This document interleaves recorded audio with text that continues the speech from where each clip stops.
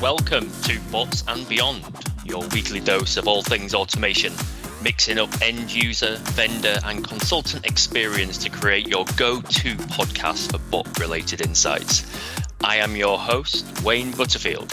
Hi, and welcome back to Bots and Beyond. Another great episode this week. Really interesting topic. We're going to talk cybersecurity, and as a result, it gives me my great pleasure to welcome Luigi onto the show this week. So, hello, Luigi. Hi, Wayne. Great to have you here, and I know we're going to have a great episode as usual.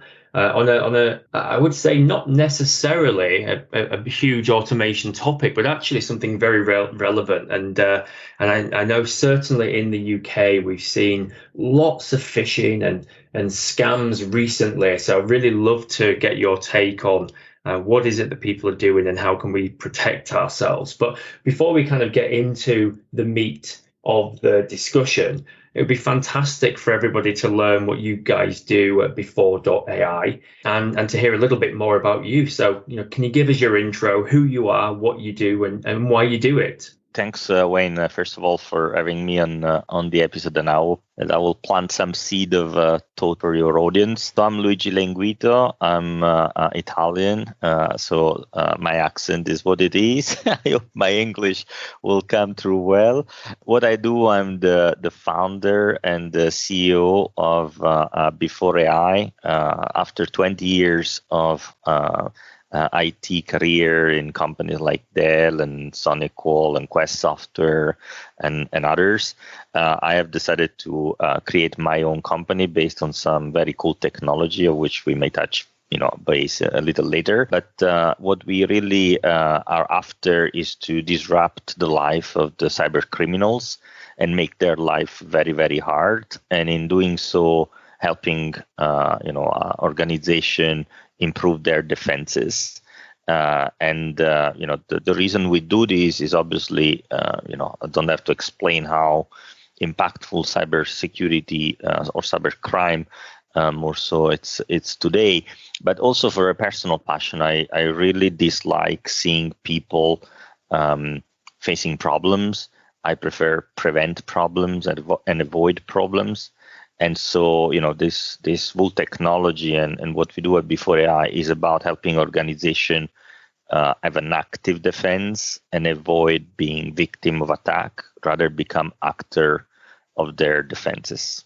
Fantastic. Okay, I think it's a really great intro, and I like the rationale behind why you're so passionate about cybersecurity. So that's definitely an admirable cause. Talk to us a little bit more about before.ai. So, when did you start? Kind of what's the market like? What are your competitors? How are you seeing, the company progress? Talk to us a little bit more about before.ai. Sure. So where it started, some of you in the audience will remember this movie with Tom Cruise, Minority Report. And this whole concept of the ability to predict future crimes thanks to the capability of some form of mutants. At the time, I was working in the security space, and I remember customer, complaining that all the solutions were really, about reacting to attacks that were already in their networks. And asking, can you work with your product management team to come up with something that is better at defense? So it really started like maybe 10 years ago as a seed in my mind. Concurrently, some researchers, very smart ones, were working on the technology that were, is basically we call it behavioral AI. So it's a set of predictive analytics, supervised learning and other techniques applied to a vast mass of data. But long story short, this research went on for about 7 years. A couple of years ago, I met the researchers and I was able to convince them to give us license for the technology. Then I found my other co-founder, Luciano, and Sebastian, and we decided to build a company. So the last 2 years, 2 years and a half, more or less, we have been building the product and the go-to-market and everything else. The company is actually being created 6 months ago, so it's quite new, end of 2020.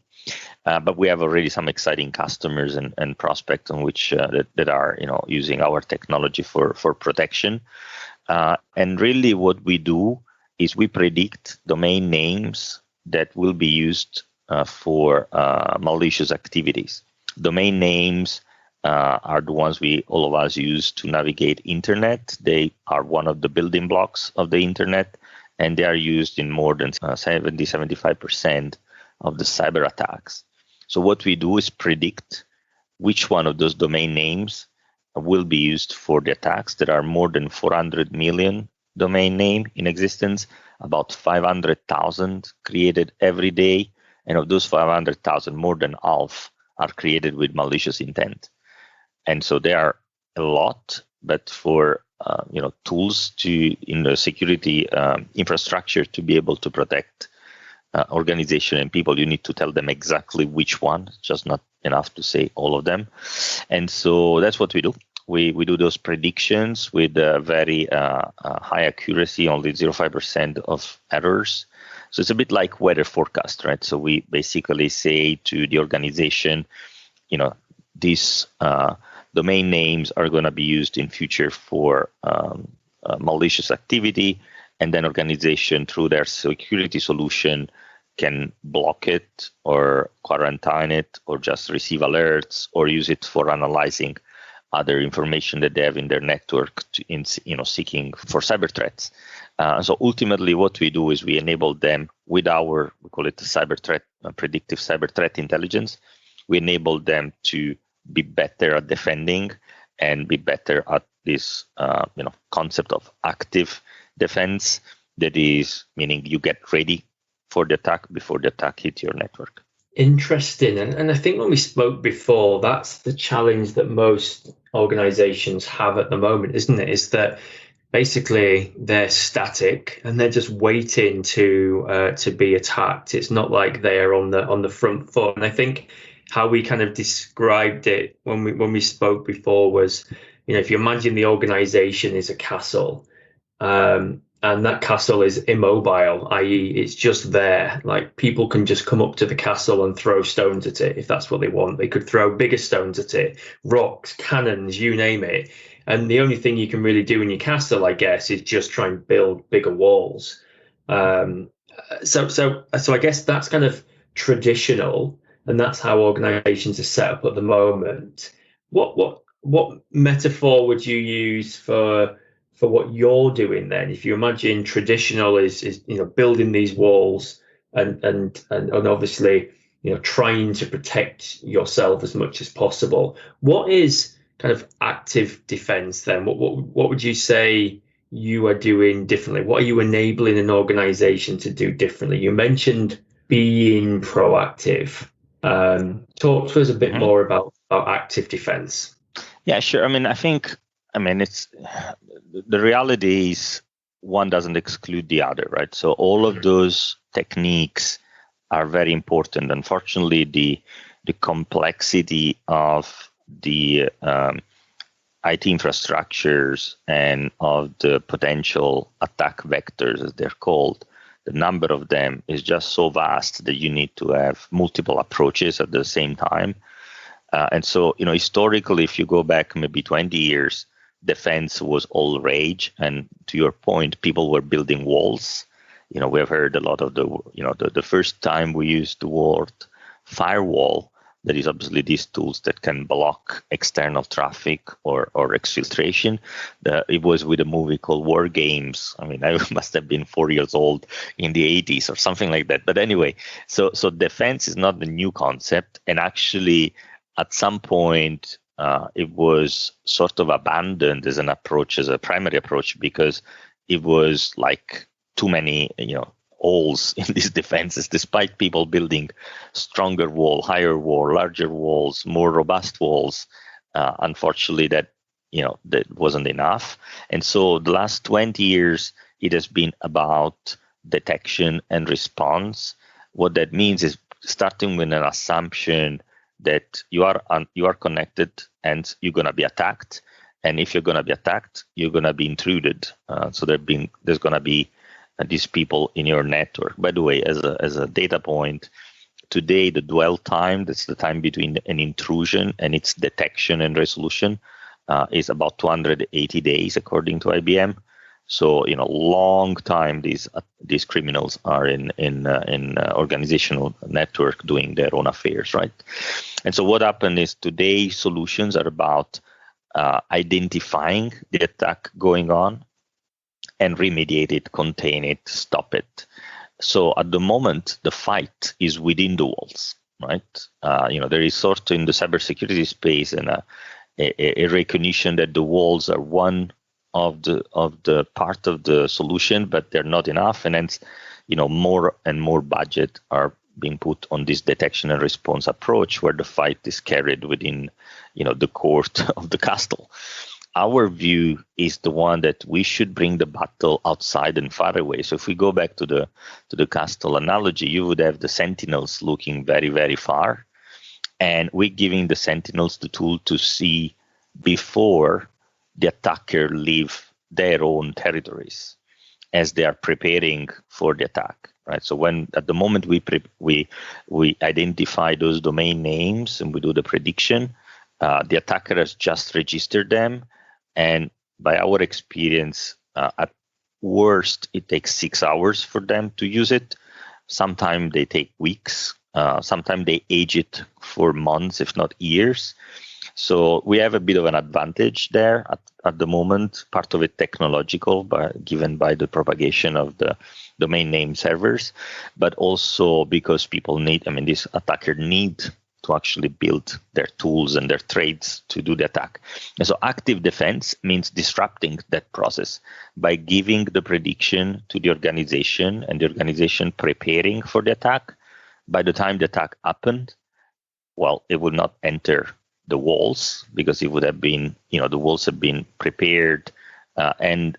Basically what happens is we make them waste cycle in then having to go and organize new domain names and new infrastructure to use the domain names and new software for configuring the malwares and so on and so forth. So it's really about saying continue with defense, continue with detection and response, but let's start, being more proactive using these, new technologies of predictions and bring the fight into their camp and keep them busy into their camp as long as possible, trying, with the aim of not having them come close. One thing I've learned over time is that criminals and cyber criminals are very lazy. So they go for the path of least friction. They will attack the companies and organizations that make them, that make it easier, right? So the more you are prepared, the more you are organized for defending yourself, the less likely is you being attacked because it's going to be harder for them. At the end of the day, it's a return on investment, right? How many hours they need to spend to intrude your network versus how much are they gonna gain. So you cannot change how much they're gonna gain, but you can make their life more complicated. Excellent. I like the idea that the criminals are quite lazy, and what you're doing is you're just making it more difficult for them. When we talk about phishing and domain names, what is it that the criminals are actually trying to do? And I'll give you a couple of examples. In fact, I think it was pretty much the same day that we originally spoke. I got a text message from a bank that I don't actually bank with. I think it was HSBC, from a mobile number with a domain. And I'll post the text actually when we launch the show. It looks like it's HSBC, absolutely. And I have an idea that if I press on this link, it's going to ask me to put details in. Is that what we mean by kind of phishing? And is that what you're trying to, is that how most criminals get access into an organization? It's through rogue links. And talk to us a little bit about what is it the criminal is actually trying to do. So So what you just described is actually very, very common. The last 2 months, there's been just I think 700% surge in the UK of those phishing links sent through text related with some form of shipment. Royal Mail, Hermes, DHL, UPS. They've all been impacted, right? So it's not let's not point out any specific one of those companies. I'll bet they could also do something better to protect their customers and users, and that's something we may talk later. But phishing is today the number one technique used by criminals to prepare their attack. So what they're trying to achieve there is to either retrieve individual information that they can use to then work on social engineering type processes to use your credential to enter in a network, or they want those credential maybe to access your bank accounts or some other, or impersonate you for some other intent, to fraud somebody else, for example. I think it's very interesting to look at what happened phishing against against the individuals, if you want, versus how phishing works in enterprises or in organizations. So for the individuals, of course, it's all about trying to scam you, right, or sell your details to somebody else, or trying to get into your bank account and extract information. So it's a more petty type crime. You can see these like more of the younger type or the more junior criminals. They're just trying to do a volume type activity. And so what they will do with this information, say they steal your credit card number because they ask you to validate your credit card number on one of those links. Well, they will use that credit card number to buy domain names, for example, or to buy other stuff that they need for their trade. So it's actually, might be an even just a fulfillment of their own supply chain, if you want. What's more dangerous is when phishing is applied to organization. So there, they target people, or they target, the criminal are actually quite organized from that perspective. They would seek the right people in the organization to target. Use, for example, those malformed domain name to impersonate a supplier or a customer or a partner, and asking for details or asking or giving instruction. Right? It's a very common. It's called the business email compromise, in which CEO or team in the financial organization get those instructions from a fake email address. And sometimes followed by a fake phone call and a fake text, and to basically induct these people in the finance team to issue wire transfer for some amount of money to one of those rogue organizations without them knowing. Of course, they think that they're doing the legit thing, but to build all these convoluted scripts, if you want, the criminals need name, last name, roles, function, addresses, personal identification, and other details that make them credible. And so phishing is all about that.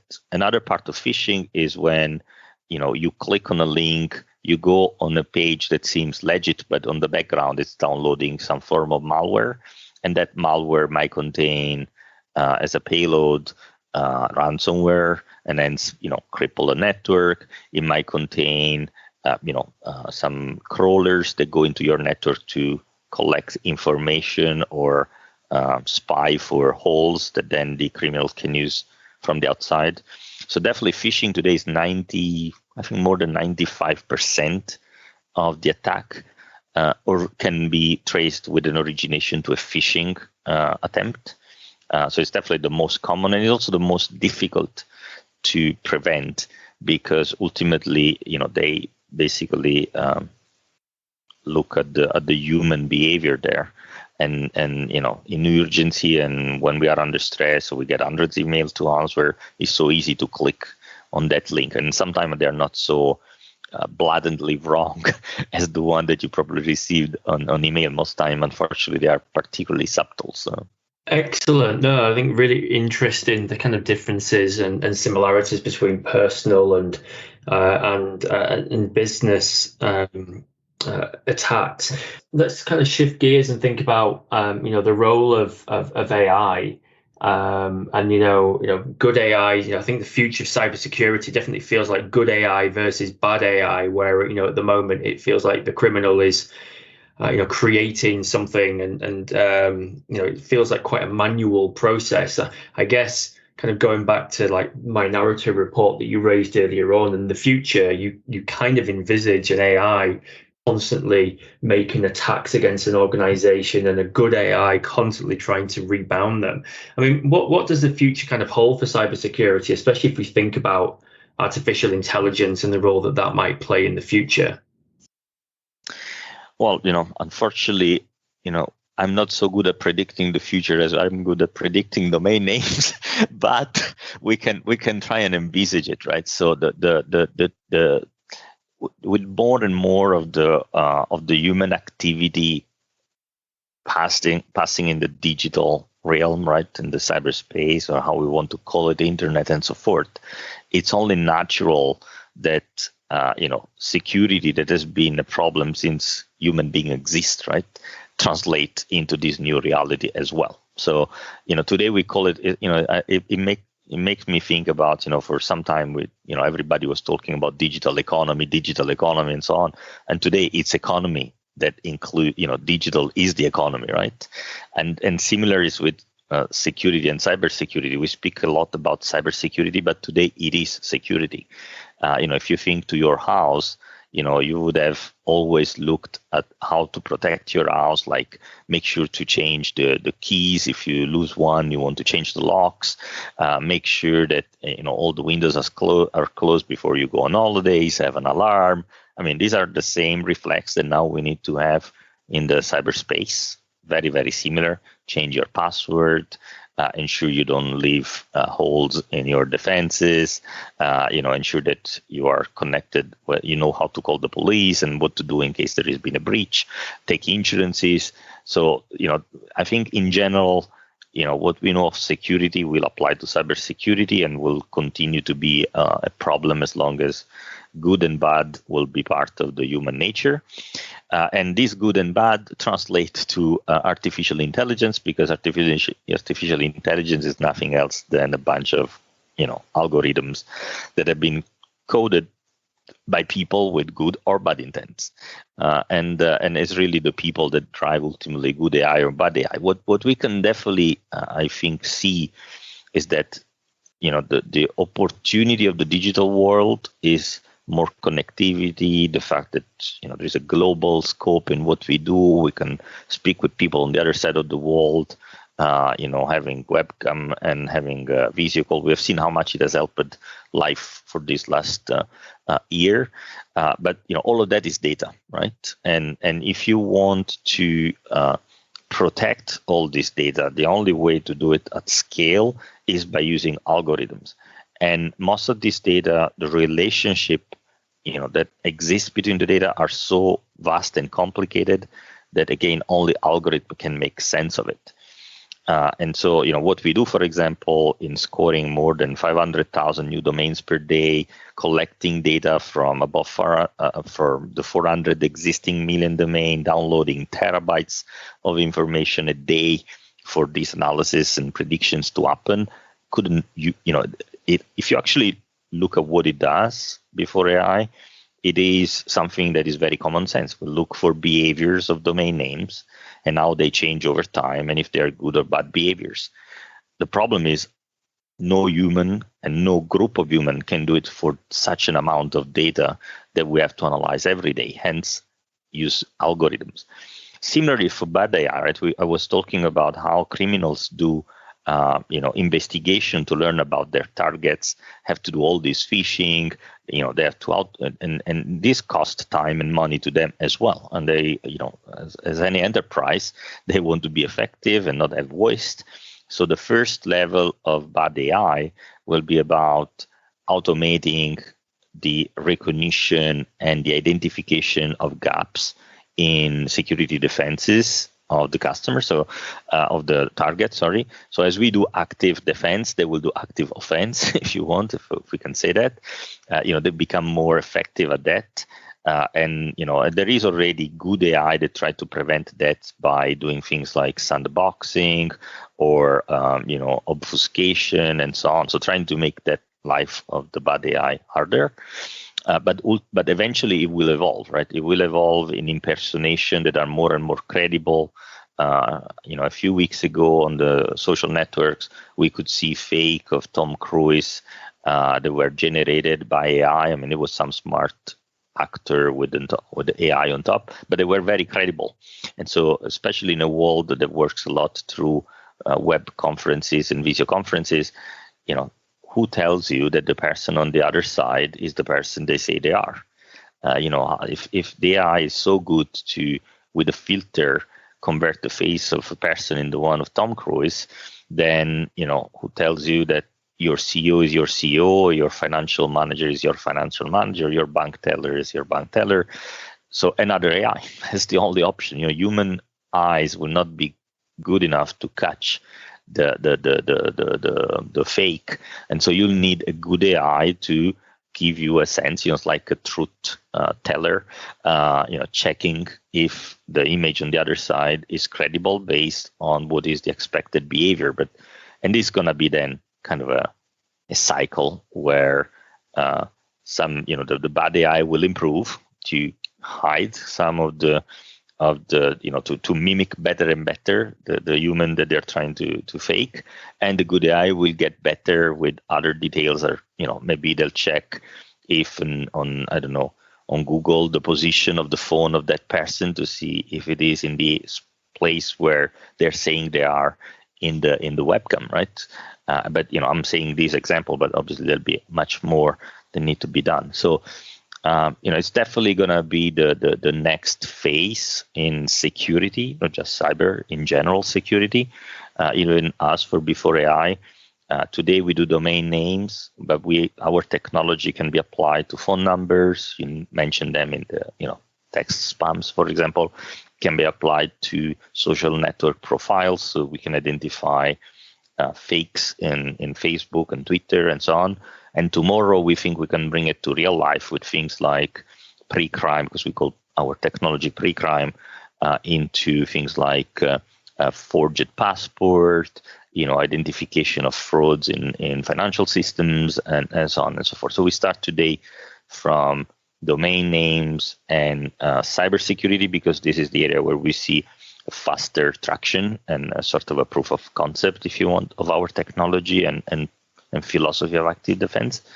But in general, you'll need more and more Before AI to face the certain growth of this bad AI and smart criminals out there. Wow. I mean, you just imagine, that future, and, I saw the hoo-ha around deepfake and what, people were saying, how great the technology was, but also then how scary that technology could be. Really interesting. And obviously that's, then starting to think about the role that it could play in, tricking somebody to hand over your details. It's really scary, isn't it? So brilliant. But obviously good for everyone to know that we have such superstars like yourself and Before AI who are looking out for us. Thank you. As I said, there is a lot of good people in cybersecurity, and definitely the blue team is trying to fight all the possible venues against the red teams, as they say. Excellent. Well, I think that's probably about it for today's episode, but I'm pleased that we managed to get a plug-in for Tom Cruise. We've managed to talk about deepfake. We kind of brought to light the phishing scams that certainly the UK have seen, and I completely can concur with that 700% increase, because I know I've had at least a couple of conversations, and I must have received about 3 or 4 of those text messages. So great to know that there is that there is data that surrounds that, and obviously if we can do nothing more than just make people aware, as a result of today's episode, then fantastic. So thank you very much for your time, Luigi. Really appreciate it. Thank you, Wayne. I hope your audience has found some snippets of information that will be useful for them, and very happy to follow up. If you want to follow me on LinkedIn or Twitter, just search for before.ai or Luigi Lenguito. I'm sure that Wayne will put this in the notes of the episode as well. So looking forward to continue the conversation. Excellent, and of course I will. I'll tag you in all the promo posts. So thank you for your time, Luigi, and thank you everyone for listening.